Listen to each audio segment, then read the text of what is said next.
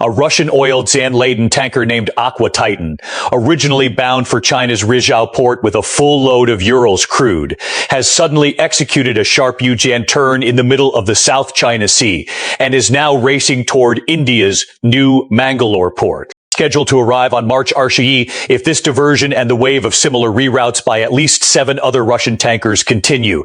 China could face short Jan-term supply gaps while India locks in discounted barrels amid the global energy crunch, potentially reshaping Asia's oil trade flows for months.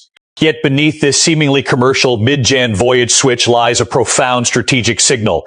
Russia is quietly balancing its 2 largest Asian customers. The United States has quietly opened a door for India to keep buying Russian oil. And the entire maneuver is accelerating the quiet realignment of energy alliances in the shadow of the ongoing Hormuz crisis. Hello everyone, welcome back to my channel. The ship left a Baltic port in late January, fully loaded with roughly 1,000 tons, about 1,000 barrels of Urals crude, and initially signaled China's Rizhao as its destination. For weeks, it sailed east through the Hormuz Strait and into the South China Sea. Then, in mid-Jan March, right as it approached waters near the Philippines and Vietnam, the tanker's automatic identification system showed a dramatic course change. Instead of continuing north toward China, it swung south and west, heading straight for India's western coast. Ship-Jan tracking data from Vortexa, Kepler, and Aquasis confirmed the move was deliberate and not a weather-Jan-related detour. The vessel is part of the Sojan called Dark Fleet, often used by Russian state Jan-linked operators to evade Western sanctions. This is not an isolated incident. In the past 10 days, at least 7 other China Jan-bound Russian crude carriers have executed similar mid-Jan voyage U-Jan turns. All of them are now steaming toward Indian ports, New Mangalore, Chennai, and others where major refiners like Reliance, Indian Oil, and Bharat Petroleum are snapping up every available cargo. The trigger is crystal clear after Washington quietly issued a temporary license allowing India to increase purchases of Russian oil for up to 30 days. New Delhi moved fast. Indian buyers are offering premiums that China, already well-Jan stocked through alternative pipelines and long Jan-term contracts, simply cannot match in the current tight market. The result is a textbook case of market forces meeting geopolitics at sea. For Russia, the math is straightforward and ruthless. With the Strait of Hormuz still sealed and global oil prices hovering near $120 a barrel, Moscow needs every buyer it can keep. China remains the largest customer, but India has become the fastest Jan growing one. By allowing these tankers to divert, Moscow is sending a quiet message to Beijing. We value the relationship, but we cannot ignore higher bids when our own economy is under sanctions pressure. At the same time, the Kremlin is careful not to alienate China completely. Other vessels continue to unload in Chinese ports without interruption. It is a delicate balancing act designed to maximize revenue while preserving strategic options. India's move is equally calculated, facing the same global energy shock that is hammering Japan and Europe.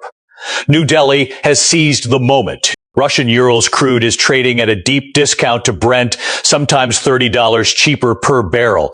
Refineries on the West Coast can process it efficiently and turn it into diesel and gasoline for both domestic use and export to Europe. The temporary U.S. waiver, widely seen as a pragmatic concession to prevent India from turning entirely toward Iran or other suppliers, has given New Delhi political cover. By buying aggressively now, India is not only securing cheap energy, but also strengthening its leverage in future negotiations with both Washington and Moscow. China's reaction has been notably restrained on the surface. State media has downplayed the reroutes as normal commercial adjustments, while quietly accelerating deliveries through the Russia-Jan-China pipelines and increasing purchases from the Middle East via alternative routes. Yet behind closed doors, Chinese energy planners are recalibrating. The incident underscores a vulnerability. Even with massive strategic reserves, reliance on seaborne imports from distant suppliers can be disrupted by market whims or sudden buyer competition. Beijing is now accelerating talks for more long-term pipeline deals with Russia and Kazakhstan, while pushing harder for renewable rollout to reduce overall import dependence. The deeper signal, however, goes far beyond one tanker's route. This episode is happening against the backdrop of the Hormuz blockade that has already forced the world to scramble for alternatives. Russia, squeezed by sanctions and the loss of European markets, is pivoting hard to Asia. India and China, the two largest Asian importers, are now openly competing for the same discounted barrels. The United States, desperate to keep global prices from spiraling further ahead of its own elections, has chosen tactical pragmatism over strict enforcement of sanctions. In doing so, Washington has inadvertently handed India a strategic gift and reminded Beijing that energy security is never guaranteed. If we pull the lens wider, the rerouting also carries a quiet message about the South China Sea itself. The fact that these tankers are making their U-turn turns in waters claimed by multiple nations highlights how commercial shipping routes remain vulnerable to geopolitical friction. No shots have been fired, yet the simple act of changing course has sent ripples through trading desks from Singapore to Mumbai. Insurance premiums for voyages through the area have ticked upward. Navies in the region are monitoring more closely. What began as a commercial decision has quietly become another data point in the larger contest for influence over critical sea lanes. The situation is still developing. The Aqua Titan is expected to dock in New Mangalore within the next 48 hours. More tankers are reportedly preparing similar diversions. How China responds, whether with higher bids, diplomatic pressure on Moscow, or accelerated domestic production, will shape the next chapter of Asian energy politics. For now, one thing is certain: in the shadow of the Hormuz crisis, every barrel counts, and the rules of the game are being rewritten one tanker at a time. UNBLT breaking Russian Aqua Titan tanker reroutes through the South China Sea for emergency oil delivery to India. The signal behind it is far from simple. The situation is still developing. The Titan is expected to dock in New Mangalore within the next 48 hours. More tankers are reportedly preparing similar diversions. How China responds, whether with higher bids, diplomatic pressure on Moscow, or accelerated domestic production, will shape the next chapter of Asian energy politics. For now, one thing is certain: in the shadow of the Hormuz crisis, every barrel counts and the rules of the game are being rewritten one tanker at a time. This episode carries an unmistakable echo of the Ichen-Jobai-Tishersen oil crisis, when Arab producers suddenly cut supply and forced the West to scramble for alternatives. Back then, the embargo lasted only a few months, yet it reshaped global energy markets for decades, pushing Japan and Europe toward diversification and conservation. Russia today is playing a similar but inverted role, not as the aggressor denying supply, but as the opportunistic supplier exploiting the Hormuz vacuum. The difference is that in Ichen-Jobai-Tishersen, the shock came from a coordinated cartel. Now it comes from a single waterway blockade that Moscow is quietly turning to its advantage. By allowing tankers to divert to the highest bidder, Russia is demonstrating that sanctions can be circumvented through market flexibility. The lesson for Beijing is sobering. Even a reliable partner like Moscow will pivot when the price is right. The strategic calculus for each player is brutally clear. Russia's economy remains heavily dependent on energy exports.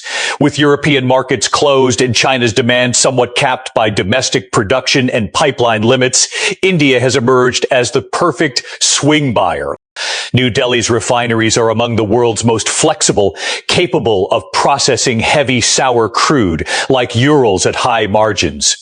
By diverting these cargoes, Moscow captures premiums it would otherwise miss, while sending a subtle signal to Beijing that loyalty has its limits when cash is on the table. At the same time, the Kremlin is careful not to overplay its hand. Other shipments continue uninterrupted to Chinese ports, preserving the long-term partnership that remains Russia's lifeline.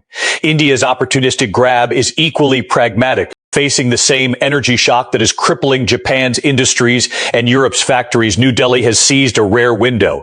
Russian crude at $30 discounts is too good to pass up, especially when American waivers provide political cover. Indian refiners are not just stocking up, they are building strategic reserves while exporting refined products to Europe at higher margins.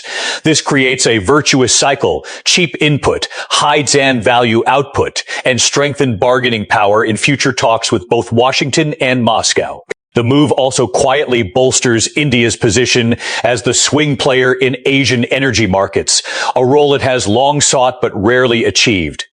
China's restrained public response masks a more urgent internal recalibration. State planners are acutely aware that over-ZAN reliance on seaborne imports, even from a neighbor like Russia, carries risks. The reroutes highlight how quickly market dynamics can shift supply flows. Beijing is therefore accelerating two parallel tracks. First, expanding overland pipeline capacity from Russia and Central Asia to reduce maritime vulnerability. Second, pushing harder for renewable and domestic cold ZAN to ZAN liquids projects to lower overall import dependence. Diplomatically, China is likely to remind Moscow of the strategic value of the partnership, perhaps through discounted technology transfers or increased purchases of Russian defense goods. The goal is clear: restore balance without escalating into open competition. The United States' quiet role in this drama is perhaps the most intriguing. By issuing the temporary waiver, Washington has effectively greenlit India's increased purchases of sanctioned Russian oil. This is not altruism, it is cold pragmatism. Allowing India to absorb more Russian barrels helps keep global prices from spiking further, reduces pressure on American consumers, and prevents India from turning to Iran or Venezuela as alternatives. In one stroke, the U.S. achieves multiple objectives: stabilizing energy markets, maintaining influence over India, and indirectly squeezing China's supply options. Yet the move also carries risks. It undermines the sanctions regime's credibility and signals to other countries that enforcement is flexible when domestic needs arise. This quiet realignment is accelerating broader trends. The Hormuz blockade has already forced every major importer to rethink supply chains. Russia's pivot to Asia is not new, but the speed and scale of these diversions show how quickly the map is changing. India is emerging as a critical swing player, capable of absorbing discounted crude and exporting refined products. China is being pushed toward greater self-ZAN reliance. The United States is learning that sanctions are double ZAN-edged weapons, effective against adversaries but costly when they disrupt global markets. Looking further ahead, several paths are emerging. In the most benign scenario, the Hormuz crisis eases within months, oil prices stabilize, and these reroutes remain a short ZAN-term blip. Russia returns to balanced sales, India pockets windfall profits, and China's pipeline expansions continue quietly. In a more contested future, sustained high prices force a permanent shift. India becomes Russia's preferred buyer for certain grades. China accelerates diversification away from Russian seaborne crude. And the United States faces mounting domestic pressure to ease sanctions enforcement. In the darkest scenario, escalating competition for discounted barrels triggers diplomatic friction between India and China, while Russia exploits the rivalry to extract better terms from both. The deeper philosophical implication is that energy security in the 21st century is no longer about controlling territory or building pipelines. It is about controlling flows and relationships. Geography still matters, but so does market agility and diplomatic flexibility. The tanker that changed course in the South China Sea is a microcosm of a larger truth. In an interconnected world, no supplier or buyer is indispensable forever. The rules are being rewritten not by armies or navies, but by commercial decisions made at sea. Friends, we have traced the dramatic reroute of the Aqua Titan, the wave of similar diversions, the calculations of Russia, India, China, and the United States, the historical echoes, and the long ZAN-term implications for Asian energy politics. What remains is for all of us to watch how these quiet commercial moves reshape the strategic map. History rarely announces its turning points with fanfare. Sometimes it simply changes course in the middle of the ocean. I would love to hear your thoughts in the comments. Do you see this as Russia playing India and China against each other for maximum profit, or is it a sign of deeper fractures in the Russia-China axis? How do you think India's aggressive buying will affect its relationship with the United States? Which player do you believe gains the most from this episode, and why? Share your perspective below and let us continue the conversation together. Thank you for staying with me through this extended deep dive. I will see you in the next video where we turn to the next chapter of this rapidly shifting era.